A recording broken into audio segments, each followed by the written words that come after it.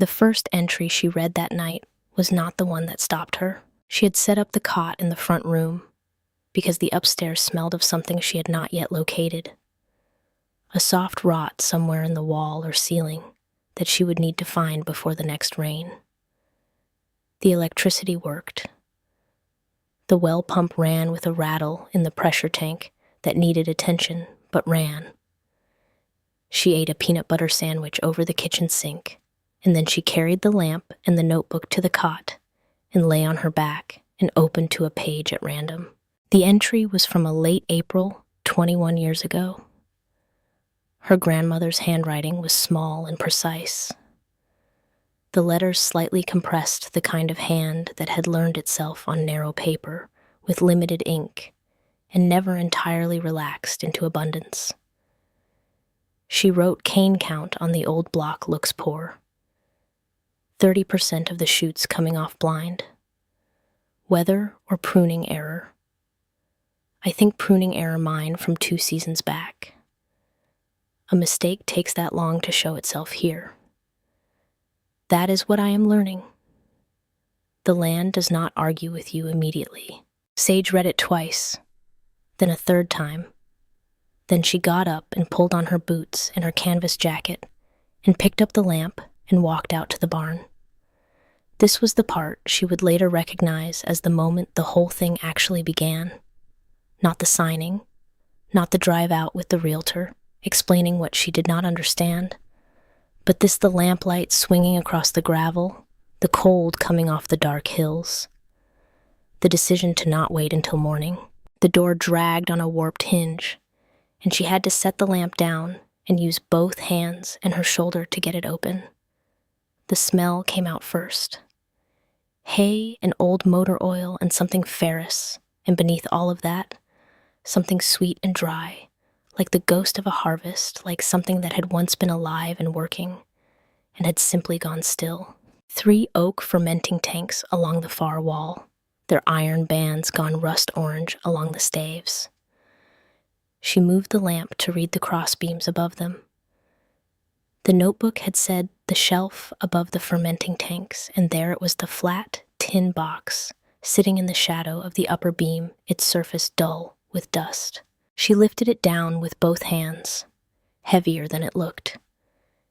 She carried it to the doorway where the lamplight was better, and set it on the ground and crouched over it.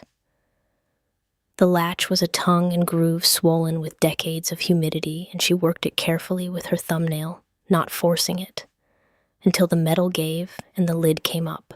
The smell was dry paper, and something faintly acidic beneath it, like old vinegar, like something fermented and long since still. Inside 7 small notebooks bound in brown cloth, gone soft at the corners. Beneath them, loose pages of columns. Numbers, dates, yield records indexed by row number and variety. And at the bottom of the stack, folded into quarters, a hand-drawn map. She unfolded the map and tilted the lamp to read it. 41 rows labeled by variety. Pencil annotations in margins in the same compressed handwriting. Drain, slow, here, frost. Pocket watch. March. This block always ripens last. Do not rush it. She read each annotation twice, moving the lamp slowly across the surface, and by the time she looked up, the cold had settled into her shoulders, and she could not have said how long she had been crouching there. She was still in the doorway with the tin box on the ground when she heard the footsteps on the gravel. Not wind, not an animal. Something deliberate. Footsteps that moved and then stopped, the particular rhythm of a person making a decision, rather than traveling toward something. She did not call out right away. She kept the lamp low at her hip and looked out into the dark of the driveway. After a moment, she could make out the shape of a man at the fence line near the road. He was standing the way a person stands at a grave or at a window, looking into a room they used to live in, both hands gripping the top rail, the slight forward lean of someone whose back has accumulated years of outdoor work. He was not hiding.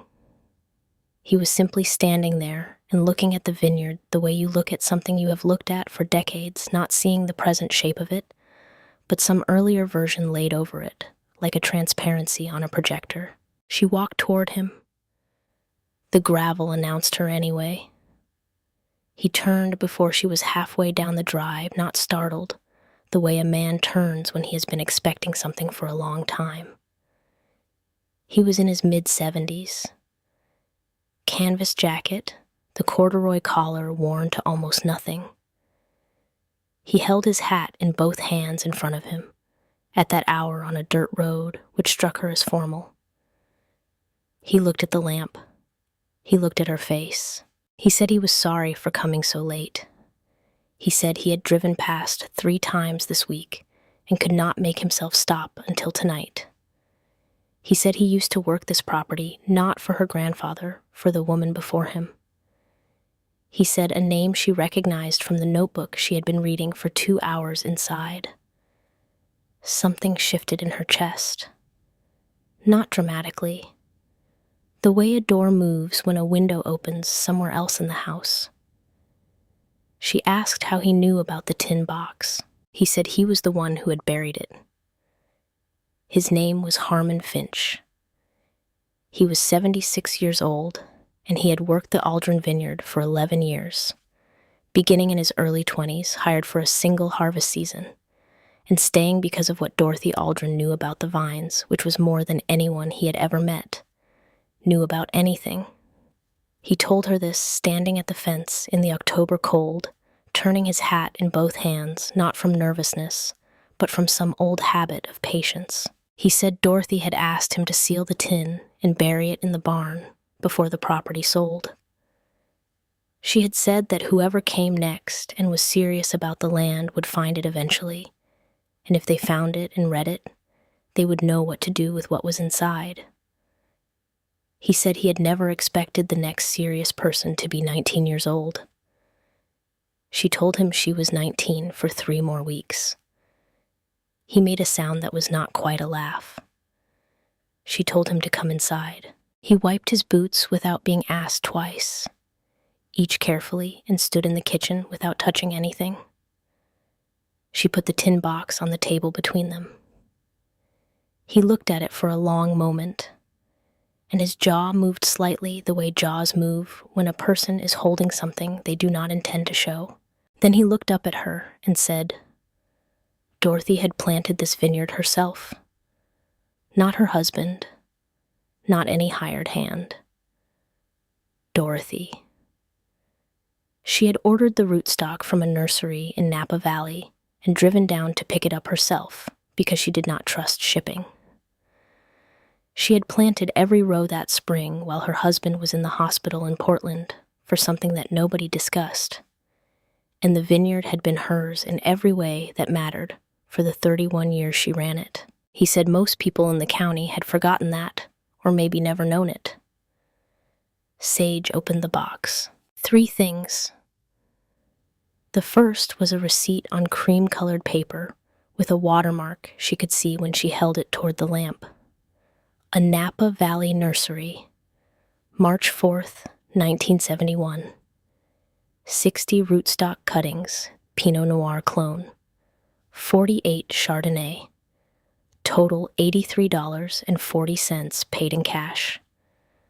Dorothy's handwriting in the margin, 1 line small and slanted first row, goes east to west, full morning light.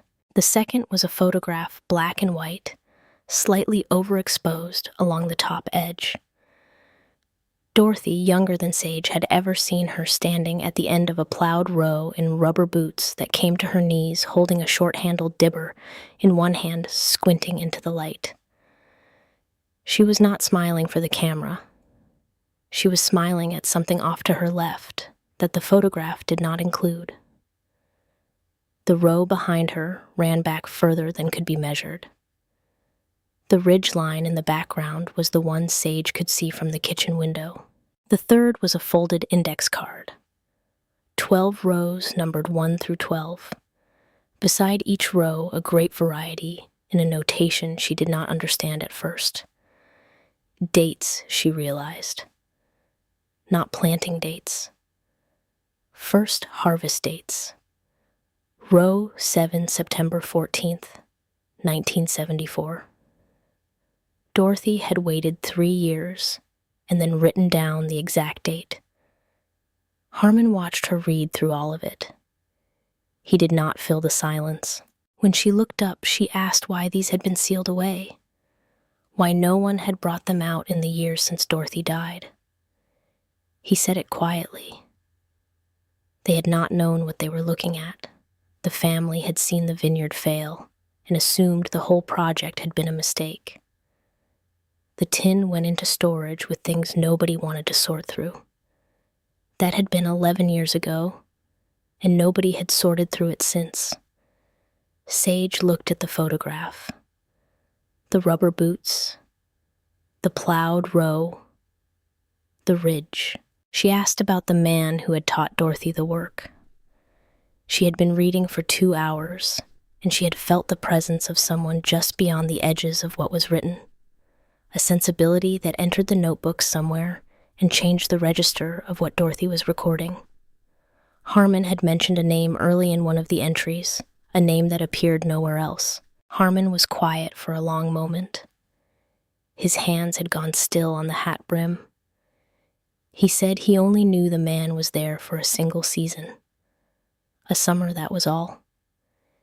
He said he had been a young man himself, then 19 or 20, hired not long before the summer man arrived, and that after that summer, Dorothy was different.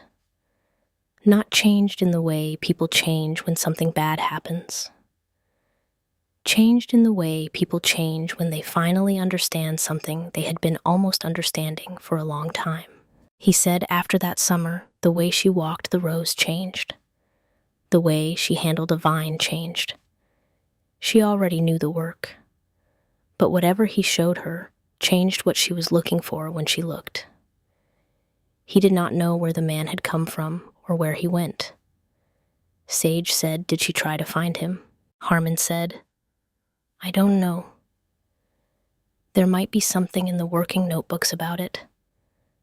Not these ones." There was another set she kept separate, a proper record of the winemaking itself, not just the vineyard.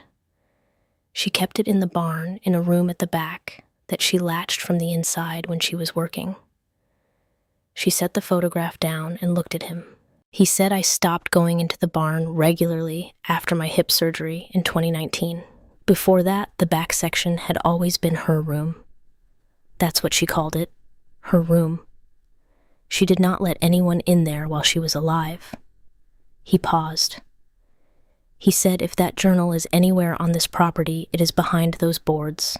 After he left, she stood in the kitchen for a while with the tin box on the table and the lamp burning low. She walked to the window and looked out at the vineyard in the dark. The vines were invisible. She could see only the slope of the land against the slightly lighter sky and the shapes of the old cedar posts at intervals along the wire. She thought about the receipt. $83.40. Cash. A woman who drove to Napa herself because she did not trust shipping in a spring when her husband was in a hospital in Portland, and nobody was discussing what that meant, and planted 60 rootstock and 48. Chardonnay into the slope of a Kentucky hillside she had decided would produce something. She thought about the index card. Row 7, September 14th, 1974. 3 years of waiting, and then a date written down with the precision of someone who had known it would be worth recording. She turned off the lamp and went to bed.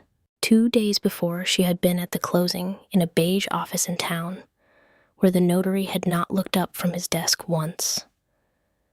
Not when she slid her ID across, not when she initialed each page, not when she handed back his pen.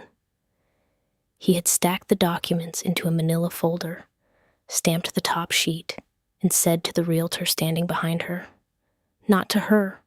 To him, she's going to want to keep the county assessor's number handy for when she's ready to unload it." She was 19 years old. She had $7,400 in a checking account she had opened at 18, and a used Ford pickup with 112,000 miles on it. The realtor, a man named Duval, who wore a bolo tie and smelled faintly of menthol cough drops, had spent most of the drive out explaining to her in the patient voice of someone explaining things to a child that the vineyard had not produced a sellable harvest in 11 years, that the irrigation infrastructure was compromised, that the prior owner had let the rootstock go to wood. She had told him she knew. He had told her she did not understand what that meant. Maybe he was right about what she did not understand. But she had 47 pages of her grandmother's handwriting in the glove box of her truck, and those pages said something different than what Duval was saying, and she had been reading Dorothy Aldrin's words since February, and she had developed a particular sense of when a person was telling her something real. The vineyard had looked like a punishment when she saw it. 43 acres, most of it slope. The vines gone silver and skeletal, the canes stripped back to something essential. The old trunks gnarled at the base, in the way that meant decades, not years. The pump house roof had partially collapsed inward. The soil looked exhausted pale clay, where it should have been dark cracked in long, shallow lines, like something dried too fast. Duval had stood at the fence line and looked out across it, and not said anything, which was the most honest moment of the entire transaction. She had stood next to him and thought she grew wine here for 24 years. She had held that fact like a stone whose weight she was still trying to calibrate, not as inspiration, as something that required accuracy. He had cleared his throat. He had said he knew a developer out of Charlottesville who had been buying distressed agricultural parcels along this entire corridor. Fair price, clean close 30 days. She would not have to touch a thing. She had looked at the vines. The cordon wire had sagged in 3 places where the posts had heaved out of the frost line probably 2 winters ago, maybe 3. The trunks were old and gnarled at the base, and she could see even then, even knowing almost nothing, that they were not dead. Dead vines went gray and papery. These were silver, but dense hard. They had pulled back to something essential, and they were waiting. She had said, "I'll think about it." Duval had given her a card. She had put it in her coat pocket and had not looked at it since. On the 3rd morning, she was walking the eastern fence line when a truck slowed and stopped on the county road. An older man, 68 or so, face weathered in the particular way of someone who had done outdoor work all his life and considered this unremarkable. He did not get out. He rolled his window down and looked at her across the weeds along the fence, and then looked at the eastern slope of the vineyard for a moment. He said, "Block up north has a drainage problem. Your grandmother knew. She hadn't fixed it yet." He did not introduce himself.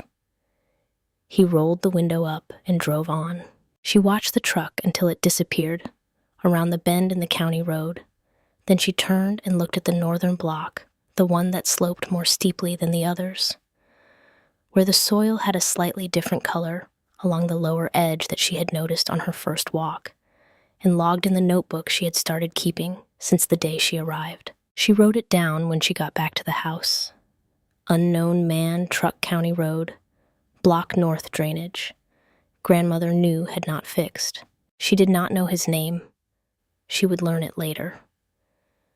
What she understood in that moment, from the particular quality of the information he had offered, was that this land had a memory that extended beyond the notebooks in the tin box, that there were people in this county who had watched Dorothy Aldrin work for decades and carried pieces of what she had known in the way people carry things when there is no official place to put them. 2 weeks after she arrived, a card appeared under the windshield wiper of her truck. She found it when she came out from the morning fence check a business card in a plain envelope with handwriting on a slip of paper folded inside. The card read, "Reed Calloway, Callaway Land Partners, Charlottesville, Virginia. The note was written in blue ink, the letters even and practiced. I respect people who make difficult decisions. When you're ready to talk, I'm ready to listen. She stood in the cold with the card in one hand and the note in the other. The vineyard was behind her, and the county road was in front of her, and the hills were pale gold in the early light. She had heard the name before Callaway. The realtor had mentioned it in the car on the drive out the day of the closing. He had mentioned it in the way people mention something they want to seem casual about. A developer who had been buying distressed agricultural parcels along this corridor. 14 properties in the past 18 months. He had said Callaway did not wait long. She folded the note and put it in the pocket of her canvas jacket. The one she wore every morning for the fence walk, the one with the hole starting at the left elbow that she kept meaning to patch. She did not put it in the same pocket as Duval's card. She put it in the opposite pocket. She was not sure why this distinction felt important. It felt important anyway. That evening, she stood in the barn in front of the interior wall at the back. Rough lumber, not original to the structure. A different nail pattern than everything around it.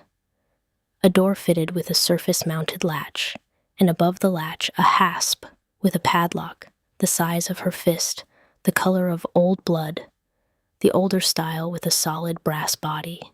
She went to the workbench and opened the second drawer from the left where she had been collecting keys found in various corners of the property for the past 3 weeks. 7 of them now on a bent ring.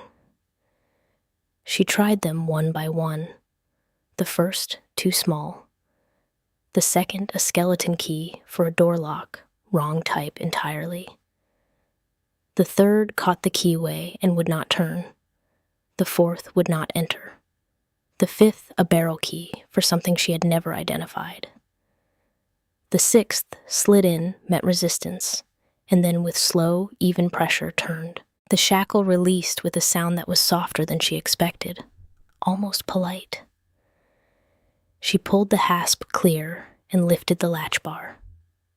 The door opened inward, pulling against its own swollen bottom edge, and she pushed it the last few inches with her shoulder.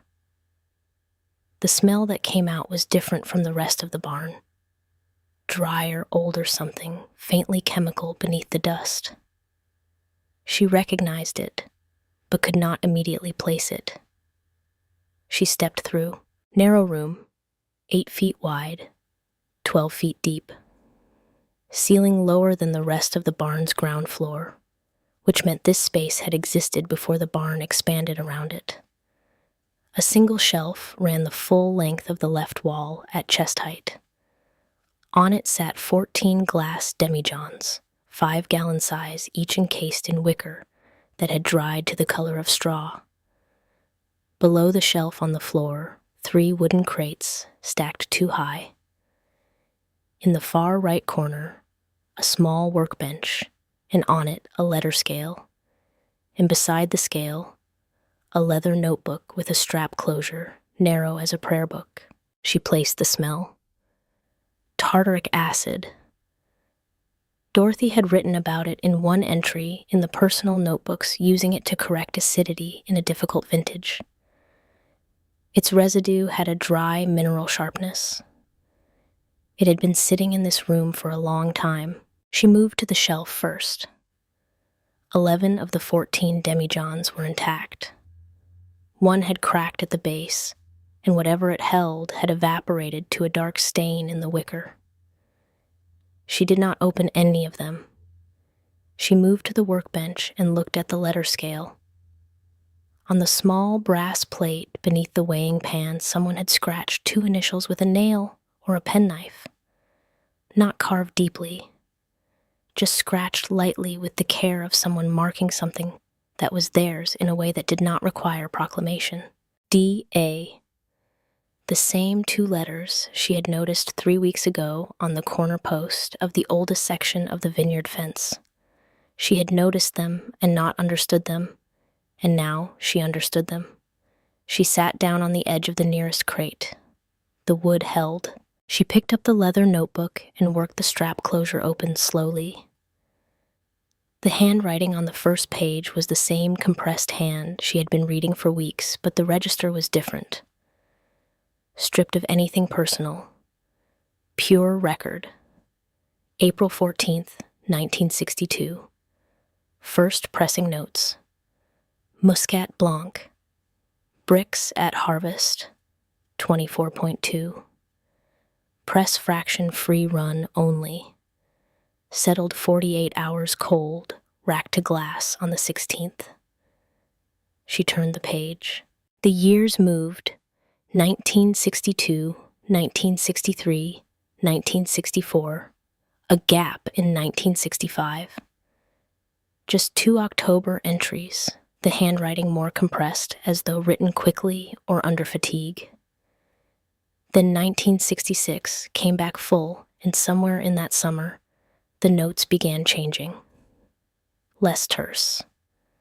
Observations that had nothing to do with chemistry, a late frost that held off by 4 days. The particular angle of light on the lower block in August. Which rose the finches preferred, and what that seemed to predict about sweetness. She turned pages more slowly. And then the words she would carry forward into everything that came after, appearing for the first time in a July entry from 1967 patient. Not about a person, about a vine, about a block, about the land itself.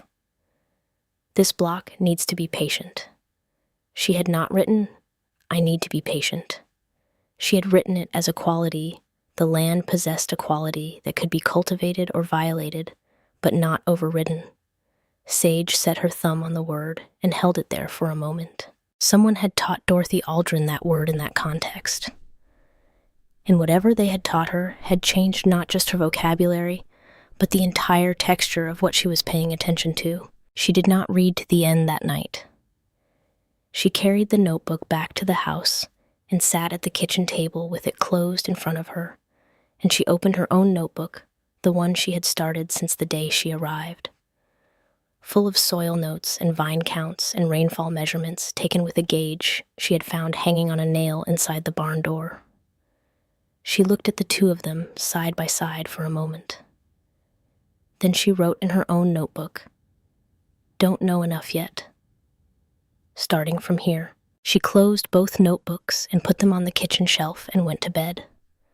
Outside the vineyard held its silver silence in the dark, 41 rows of old vines that had pulled back to their essential selves and were waiting.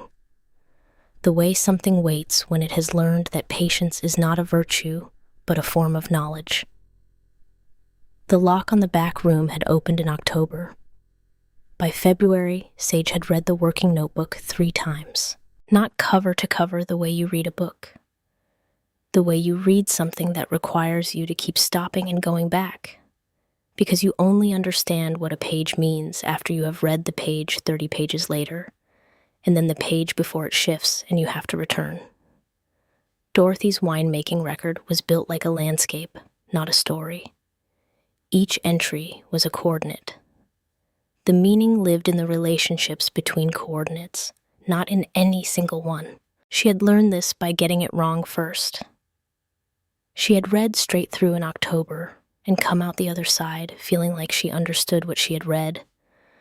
And then a cold morning in November, she had gone back to check a specific note about the drainage in the North Block and realized she had missed an entire system of cross-references, small pencil marks in the margins that were not corrections but pointers. This entry talking back to an entry from 3 years earlier, that observation confirming something she had written down a decade before and not understood at the time. Dorothy had not been keeping a record. She had been building an argument with herself across decades, one growing season at a time. The word patient appeared in the July 1967 entry, and then 51 more times in the notebooks that followed. Not always about a vine. Sometimes about a barrel, sometimes about a particular block's relationship to a specific combination of temperature and rainfall that only aligned once every 4 or 5 years. Patient was Dorothy's word for something that could not be forced, something that would arrive on its own terms or not at all.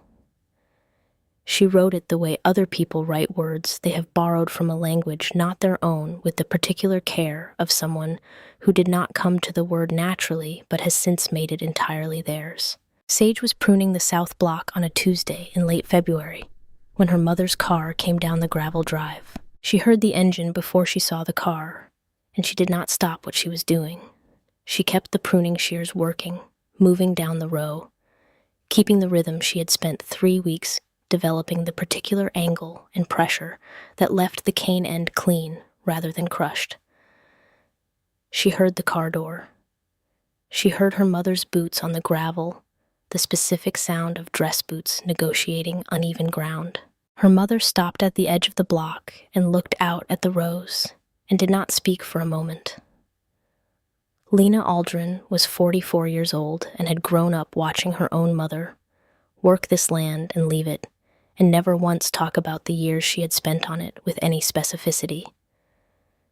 She was a woman who had built her life at a considered distance from things that were complicated, and the Vineyard had always been complicated. She said she had spoken with someone named Calloway. Sage kept pruning. Lena said the offer was significant. She said significant, the way people say a word. When they want you to understand, they have done the calculation and arrived at a conclusion, and would like you to accept the conclusion without requiring the details of the calculation. She said Sage had given up a college acceptance for this. She said the money Sage had put into the property since October would be absorbed by the offer price. She said your grandmother left you a problem, not a legacy. Sage stopped at the next vine. She set the shears in her jacket pocket and looked at her mother. She said Dorothy started keeping the winemaking record in 1962. That's 9 years before she bought these rootstock. She learned the work for 9 years before she had the land to do it on. She built a documentation system in that back room that cross-references itself across 2 decades of growing seasons. She identified a drainage problem in the North Block and had a plan for it that she had not yet executed. She knew every row's first harvest date by heart and wrote them on an index card she kept in a sealed tin box she buried in the barn because she trusted that someone would come and find it and have the sense to use it. She picked up the shears. She said, "That is not a problem. That is not a failure. That is a project that is not finished yet."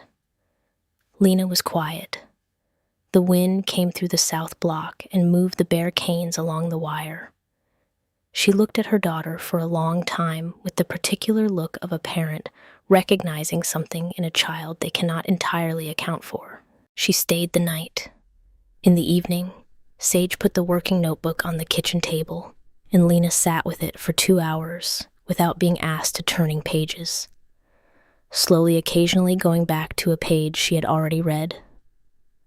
She did not say anything about what she was reading, but she did not put it down.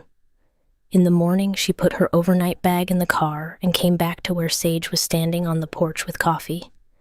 She said, "Be careful with that man." Sage said, "I know." Lena drove back to Lexington, and Sage finished her coffee and went back into the south block to finish the row she had started the day before. Reed Calloway came in April. She was mending a section of cordon wire on the north fence when she heard the SUV on the gravel, and she stayed where she was.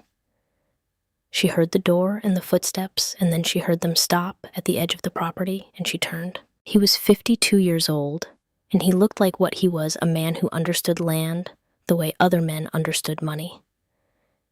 He wore a flannel shirt that was good quality without announcing itself, and boots that would outlast most relationships. He was not performing rural authenticity. He simply looked like someone who had spent enough time in actual fields to have absorbed the appropriate wardrobe. He asked if he could walk the property with her. She said no. He stood at the fence line with his hands at his sides and looked at the north block, the one with the drainage issue, and she watched him look at it, the way she had learned to watch people look at the vineyard. What they noticed first told you something. What they did not notice told you more. He said he had bought 14 parcels in this corridor in the past 18 months. He said hers was the last one he needed for the project to work at the scale he was planning. He said it without the particular softness people use when they want something and are trying not to let that want show, which she found she respected more than the softness would have allowed. She asked what the project was. He said mixed development, residential and small commercial. He had the subdivision permit. She said, so you don't need this land for agriculture. He said, no. She said, then I'm not selling. He looked at her for a long moment. Not the look of a man recalculating. The look of a man who has encountered something that requires a different kind of attention than the kind he arrived with. He said, do you know what it costs to restore a vineyard at this stage of degradation? She said, I'm learning. He nodded once. The nod did not concede anything. It simply acknowledged that the conversation had reached its natural end for today. He turned back toward the SUV, and she turned back toward the wire she had been mending. He stopped. She heard him stop. She did not turn around. He said Harmon Finch sold his parcel to me in January. She turned around then. He was looking at her, not at the vineyard, watching what that information did to her face. She kept her face still. She did not always succeed at this, but she succeeded now, and after a moment, he got in the SUV and drove back down the gravel toward the county road, and she stood at the north fence with the wire crimper in her hand and did not move until the sound of the engine was gone. Harmon's land ran along the northeast boundary of the property. The natural drainage channel that fed the north block's irrigation in dry years crossed the corner of his parcel before it reached hers. She had known this from the map in the tin box. She had known it the way you know something that feels remote and theoretical until the moment it does not feel remote at all. She put the wire crimper in her jacket pocket beside the pruning shears and walked back to the house. The working notebook was on the kitchen table where she had left it. She did not open it. She sat in the chair across from it and looked at the cover and thought about what Dorothy had spent 11 years building and what had happened to it in the 11 years after she could no longer tend it. She thought about the sealed tin box buried in the barn. She thought about the receipt, $83.40 cash, because she did not trust shipping. She thought about what it meant to build something on land that required you to be right across decades. 2 weeks later, she was cleaning out the drawer under the workbench in Dorothy's room when she found the envelope. She had been through the room 3 times and had not found it, which meant either she had looked at it and not registered it, or it had been tucked under something that had shifted when she moved the crates. Small envelope cream, colored unsealed. On the front, in Dorothy's handwriting, if you want to find him. Inside the envelope was a folded piece of paper. On it, 3 things. A name, Victor Hargrove. A phone number with a 315 area code. The kind of number that was from the 1980s, a period number in a period format. And a short note in Dorothy's hand. I called in 1984. No answer. I didn't try again. Geneva, New York. 315 was the Finger Lakes region area code. She knew this because she had grown up in Lexington, and her father's family had a connection to the Finger Lakes she had heard mentioned over the years without details.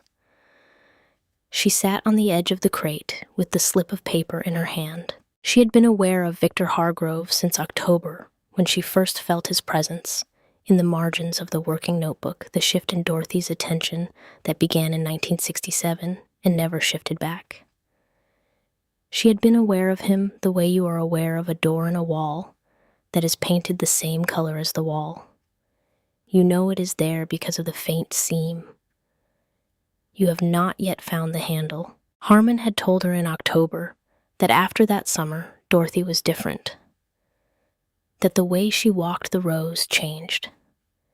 He had not known where the man came from or where he went. She dialed the number from the slip of paper from the kitchen phone.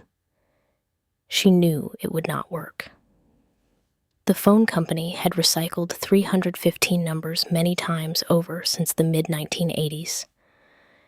It rang 4 times, and a voice told her the number had been disconnected. She set the receiver down and looked at the kitchen window and the dark hills through it. She opened the working notebook to the July 1967 entry, the first appearance of the word patient. She read the surrounding pages for the first time with the question of Victor Hargrove specifically in mind.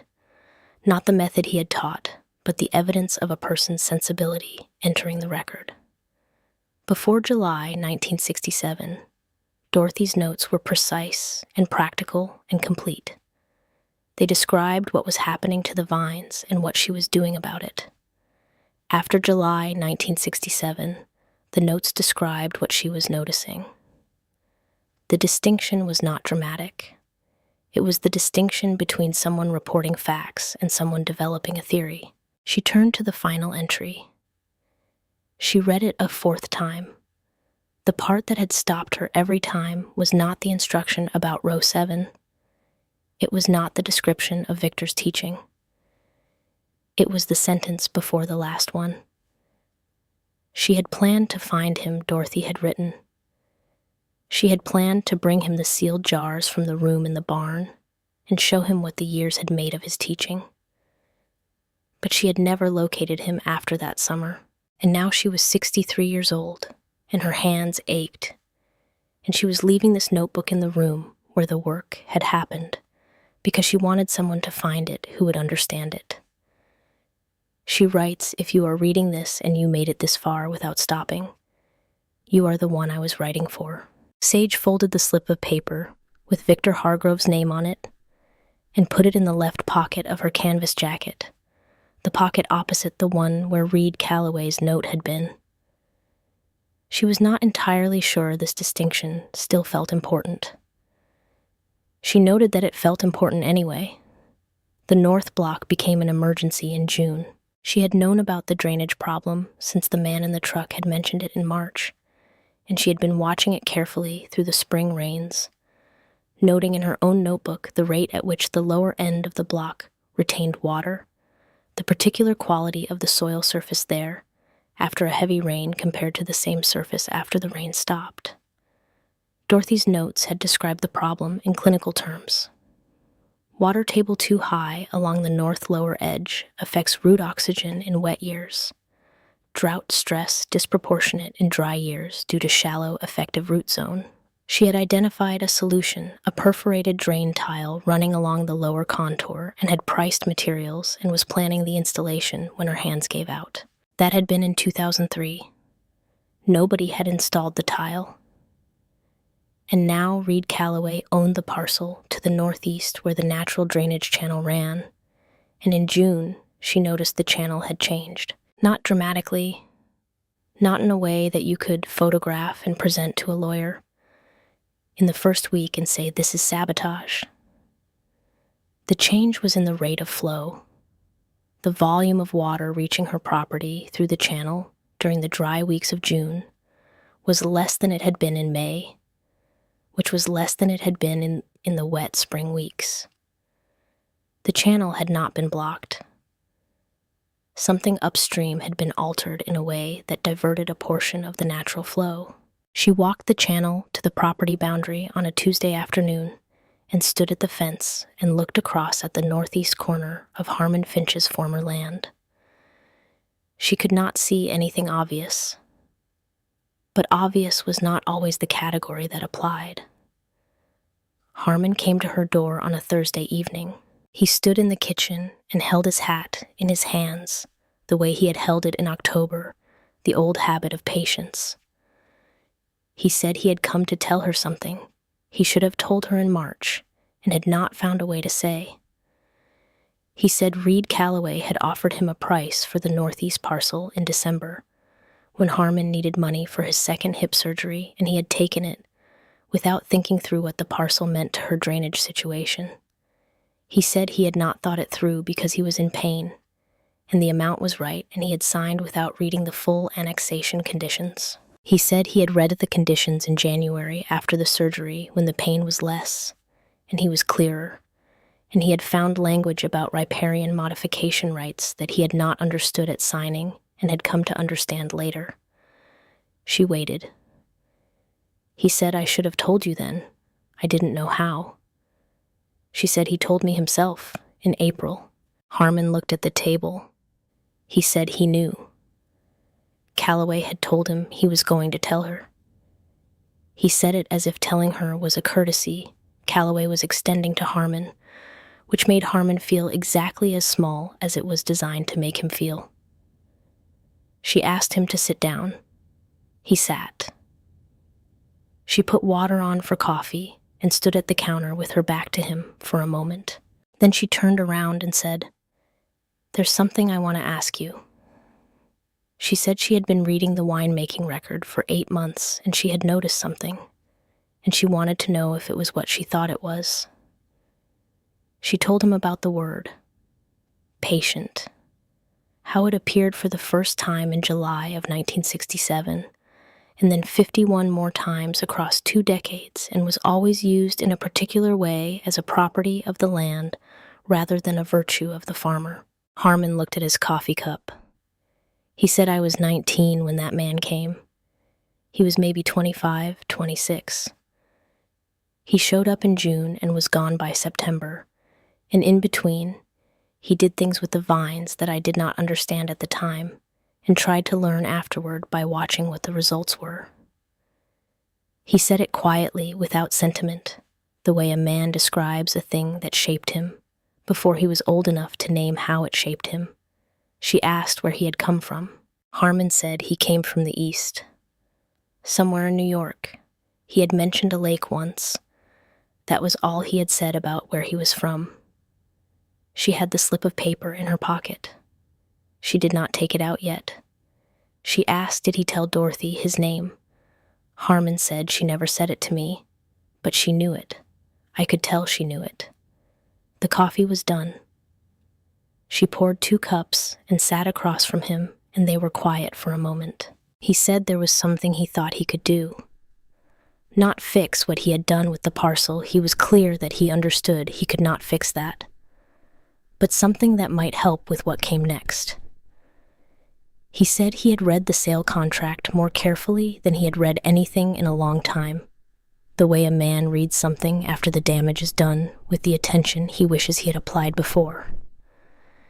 He said there was language in the original water rights covenant on the land language that predated his ownership that spoke to riparian use rights in a way that Reed Calloway's modification may not have fully accounted for. He said, let me think about how to use it. She said she would talk to a lawyer. He said yes. But let me think about it first. I need to be sure I'm reading it right. After he left, she sat at the kitchen table for a long time. Then she opened the working notebook to the final entry and read the last line again. If you are reading this and you made it this far without stopping, you are the one I was writing for. She folded the slip of paper with Victor Hargrove's name out of her left pocket. She smoothed it on the table. Geneva, New York, 315. A phone number from 30-some years ago, and no answer when Dorothy called it. Dorothy had not tried again. Something about that fact had weighed on Sage since October in a way she had not fully examined, the way a thing weighs on you before you have found the language for the weight. Dorothy had called once in 1984 and gotten no answer and written it down and sealed the envelope and put it in the drawer under the workbench in the room she kept latched from the inside and never dialed the number again. She had been 60 years old in 1984. She had died 3 years later. Sage turned the slip of paper over. On the back in the same handwriting, one line she had not noticed before, written lighter than the rest, as though added later or added in a different state of mind. I think he would have wanted to know what it became. She set the paper down on the table. Outside, the June dark had come in over the hills, and the north block was quiet, and the drainage channel was moving at whatever rate Reed Calloway's modifications had allowed it to move. The 11 sealed jars were on the shelf in the back room. The working notebook was open in front of her. The slip of paper said, Geneva, New York. She was 19 years old. She had a truck with 112,000 miles on it. She got up and went to find her road atlas. Geneva, New York was 12 hours north and east. Sage left at 4 a.m. in July, the truck loaded with a sleeping bag and the road atlas and a thermos of coffee and the slip of paper with the address in her left jacket pocket. She had not called ahead because there was no number to call. She had not told anyone she was going, because there was no one whose opinion she wanted to manage before she got there. The atlas was from 1997, and the roads in the Finger Lakes region had changed enough in 30 years that she missed one exit and had to backtrack. But she found the county road eventually, and she found the township, and she found the street. The address was a house on a quiet road outside town, a white clapboard structure with a porch that needed painting, and a garden along the front walk that was well tended. She parked at the end of the drive and sat in the truck for 30 seconds. She thought about Dorothy standing at the same decision point. A phone in a kitchen, a number on a slip of paper, a ring that went unanswered, the difference between dialing and driving, the difference between trying once and never trying again. She did not know what she was looking for with any precision. She only knew that Dorothy had kept this address for 40 years and never acted on it, and that the notebook had said, I think he would have wanted to know what it became. She got out of the truck and walked to the door and knocked. The woman who answered was in her early 60s, dark-haired, going gray, wearing a canvas apron over a flannel shirt. She looked at Sage with the careful attention of someone deciding whether to be wary. Sage said she was looking for Victor Hargrove. She said she understood if he was not available or was no longer at this address.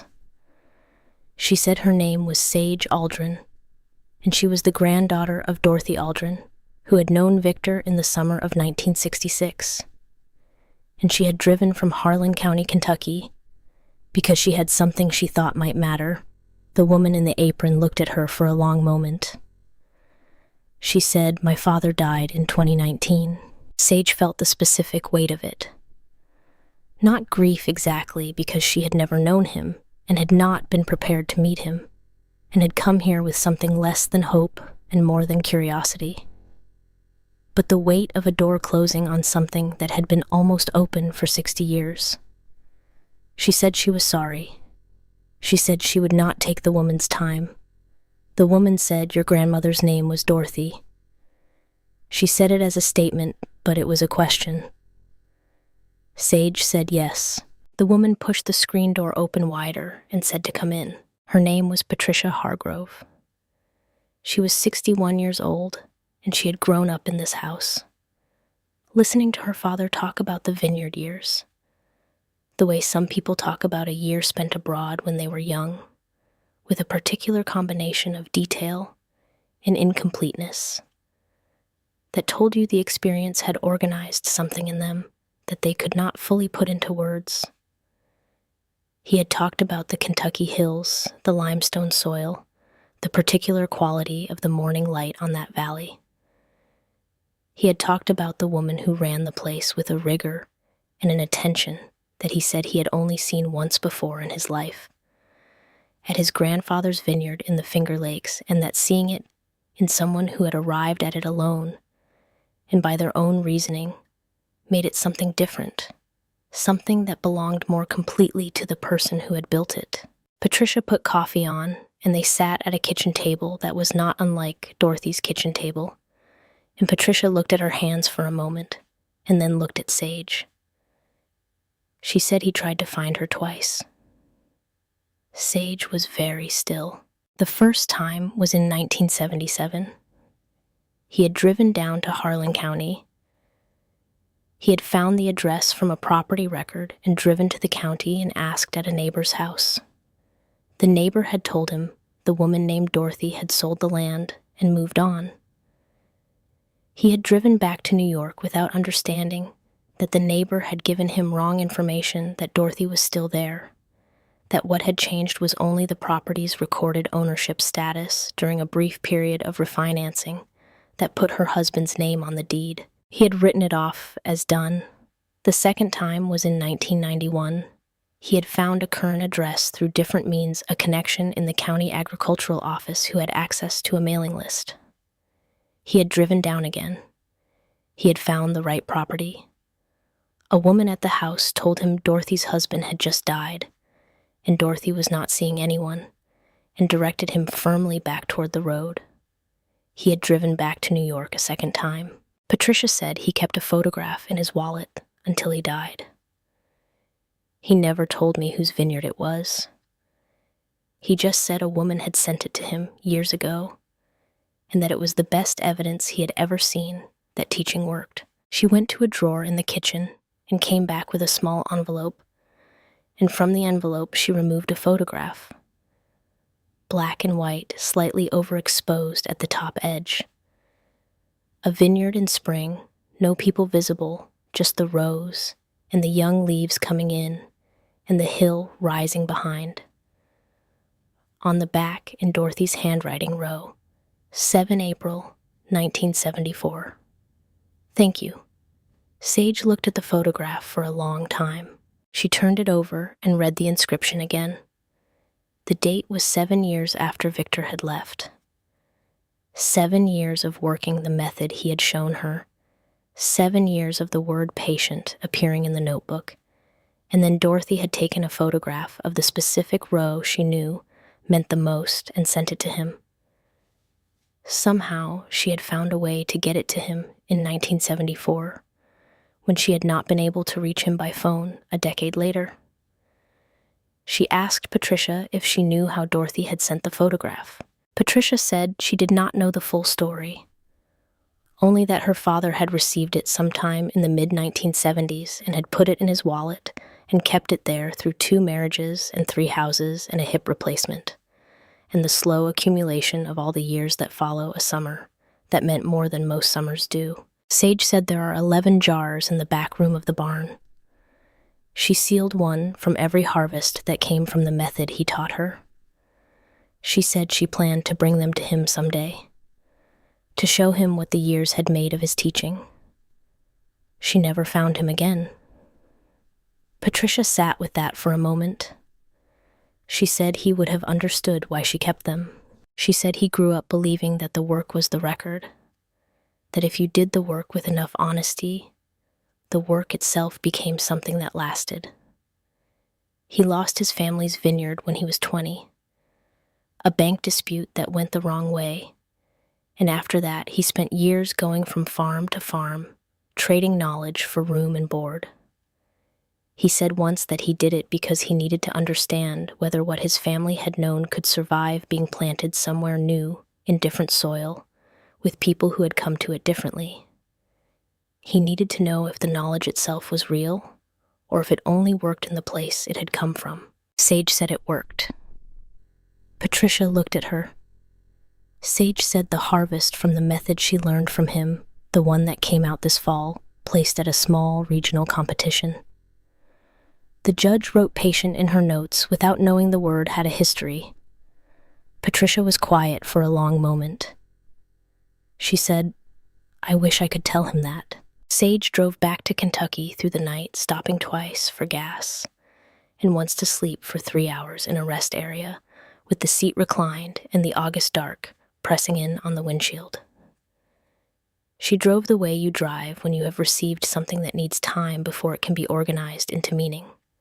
Not fast, not urgently, just steadily south and west, following the roads back toward the hills she had been learning for the past 10 months. She thought about Dorothy calling in 1984 and getting no answer. She thought about Victor driving to the wrong neighbor in 1977 and being told Dorothy was gone. She thought about the photograph sent through means Patricia did not know, somehow making its way into Victor's wallet, where it stayed for the rest of his life.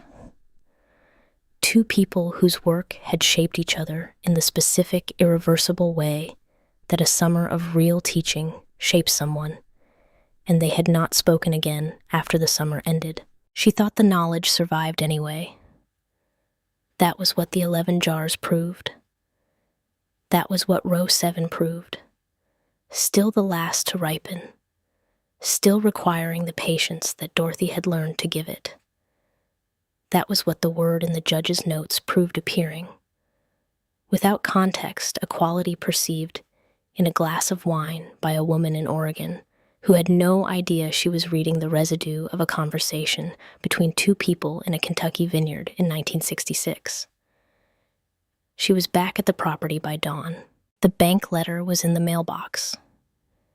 She had applied for an agricultural restoration loan in November, a program designed for small heritage operations trying to recover degraded land. The application had required 3 months of documentation, financial statements, a soil assessment, a plan with cost projections. She had spent 6 weeks preparing it and had submitted it with the particular care of someone who understands that bureaucratic processes require a specific kind of patient attention. The letter said her application had been declined. Insufficient agricultural credit history. The program required 3 years of documented commercial production. She had 10 months. She stood at the mailbox with the letter in her hand, and the dawn coming in over the eastern ridge and the vineyard silver and still below her. She went inside. She put the letter on the kitchen table. She sat down on the floor of the kitchen, her back against the cabinet below the sink, and she did not move for an hour. Not because she had given up. She knew herself well enough to know the difference between the feeling of giving up and the feeling of having to find a different way around. But sitting on the floor was honest in a way that sitting at the table was not. Because at the table there was a notebook and a pen, and her instinct would be to start planning before she had fully let the difficulty be what it was. She sat on the floor and let it be what it was. The north block needed the drain tile. Without the drainage correction, the root zone in the lower north section would stay shallow and stressed, and the fruit from those rows would never be what Dorothy's notes said it could be. Without the loan, she could not afford the tile installation, the pump modification, and the cost of the 3rd growing season simultaneously. She had a harvest coming in September. 41 acres was not a commercial operation by any meaningful standard. What it would produce would not cover the cost gap. She sat on the floor until the kitchen filled with morning light. Then she got up and put the kettle on. Harmon called at 8. He said he had spent 6 weeks going back through the original water rights covenant on the northeast parcel, and he had found something. He said it carefully, the way a man describes something he wants to be accurate about because he cannot afford to be wrong. He said the covenant included a clause about downstream riparian continuity that predated his ownership and ran with the land regardless of subsequent sale.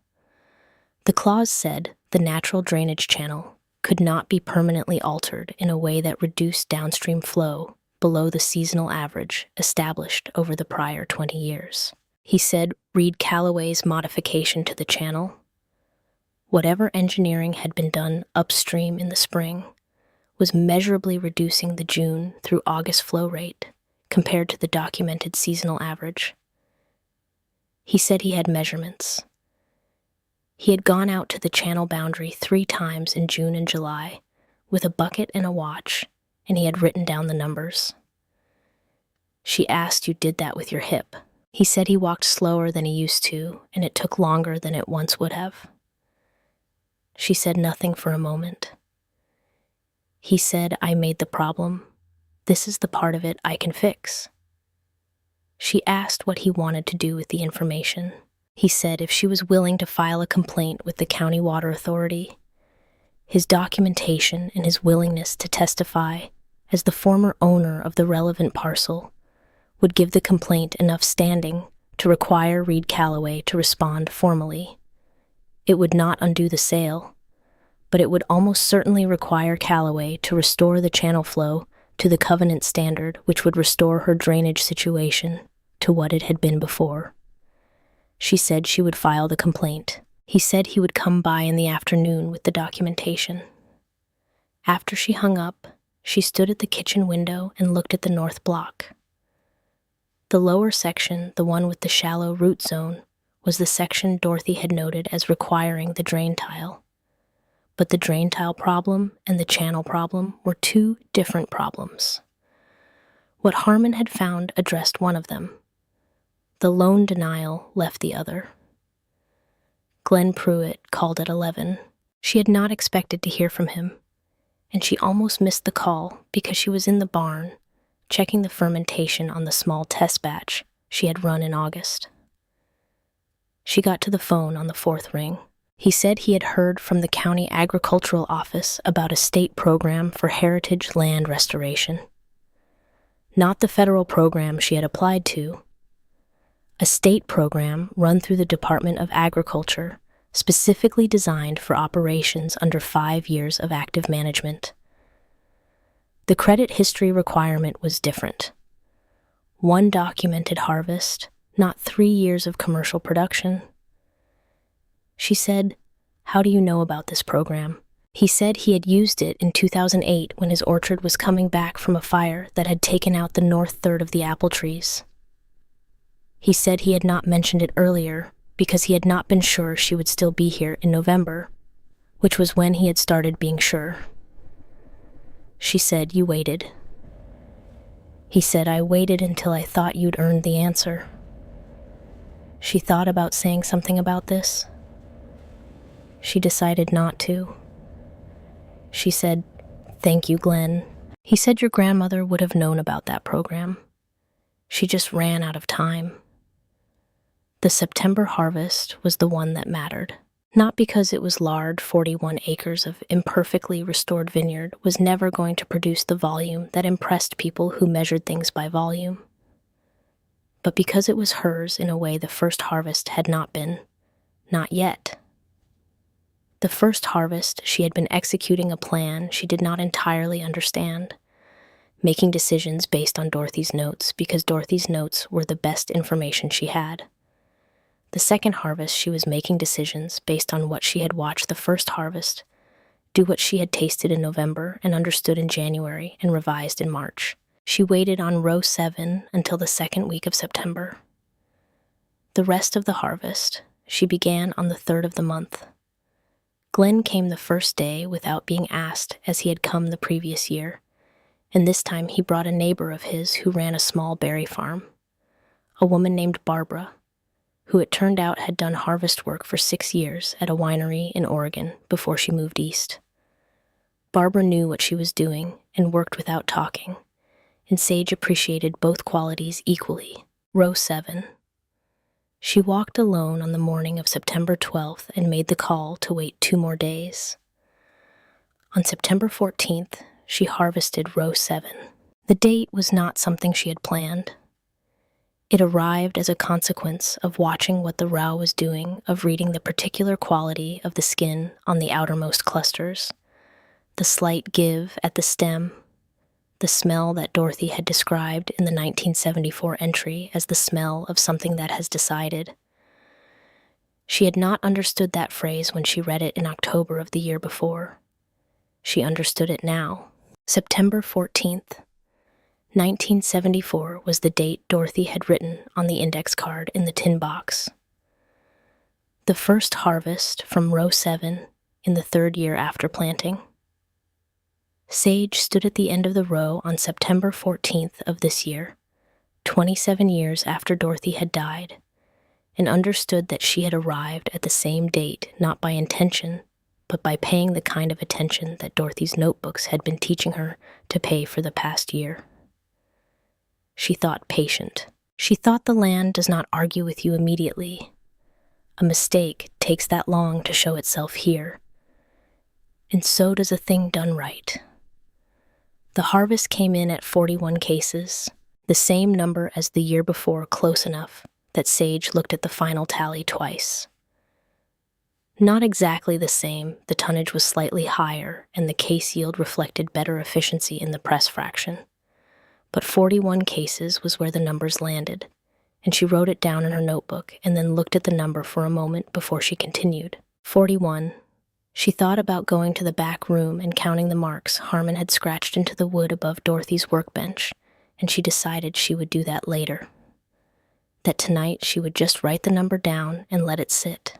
The judge at the regional competition in Grants Pass held the glass up to the light for a long time before she wrote anything. Sage had not attended the competition herself. She had sent the submission because the entry fee was within what she could manage, and the evaluation feedback was worth more than the placement. She received the written notes 3 weeks later in a plain envelope. The judge had written unusual depth of soil character, restrained, patient.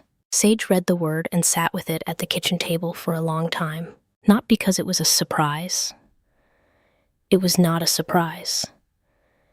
It was the word Dorothy had taken from Victor in the summer of 1966 and made her own across 20 years of notebooks, the word that described what the vines on this particular slope produced when you allowed them to produce it on their own terms. The judge had written it without knowing any of this. She had written it because it was the most accurate available language for what she had tasted, and accuracy had led her to the same word that accuracy had led Dorothy to, and that Dorothy had taken from Victor, and that Victor had learned somewhere before he arrived in Kentucky in 1966. The word had moved through time the way knowledge moves when it is real. Not in documents or programs or extension office bulletins. In the actual practice of people paying close attention and doing the work honestly and handing what they had found to whoever came next. She folded the judge's notes and put them inside the working notebook between the 1966 and 1967 entries where the summer that changed everything had happened and left no direct record other than the change itself. In October, she filed the state program application for the drainage restoration loan. The credit history requirement was 1 documented harvest. She had 2. The application was approved in November, and the drain tile installation was completed before the first hard frost, a crew of 3, working 2 days in the North Block lower section, while Sage walked alongside and asked questions about the soil depth and the tile spacing, and wrote the answers in her notebook. Glenn came by the last evening of the installation and stood at the edge of the North Block and looked at the disturbed soil along the lower contour where the new tile ran. He held the glass of the test batch she had poured for him and looked at the North Block and said, "Your grandmother would have liked this." She said, "I know." He drank the rest of the glass and set it on the truck fender and said goodnight and drove home. And she stood at the edge of the North Block alone in the November cold and looked at the soil and the evening sky and the old vines along the wire, and what she felt was not triumph and not relief, but something quieter and more durable. The feeling of a project that was still in progress, being further along than it had been. She went into the back room before she went to bed. She counted the marks on the wall above Dorothy's workbench. Harmon had scratched them into the wood at some point during the years he worked here, 1 mark for each time Dorothy had come out of the room with a jar completed. She counted 41. She went back to the kitchen and opened her own notebook to a fresh page. She wrote the date. She wrote the weather cold and clear, the temperature at sunset, the condition of the North Block post-installation. She wrote the expected effect on the 1967 root zone in the spring. Before she closed the notebook, she wrote 1 more line, Not a technical note. 7 words, row 7, do not rush it. It remembers.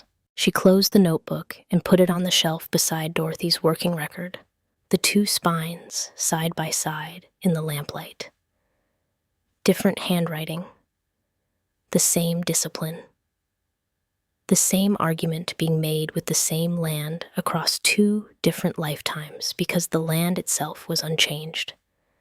And what it required of the people who worked it was unchanged, and what it gave back when those requirements were honored was unchanged. She turned off the lamp.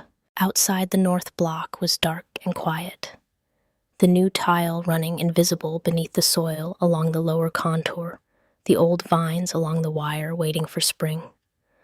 Row 7 at the far end, waiting as it had always waited, as Dorothy had learned, to let it wait as Victor had taught her to let it wait, as the land itself had been patient for longer than any of them. The work was not finished. She had not expected it to be.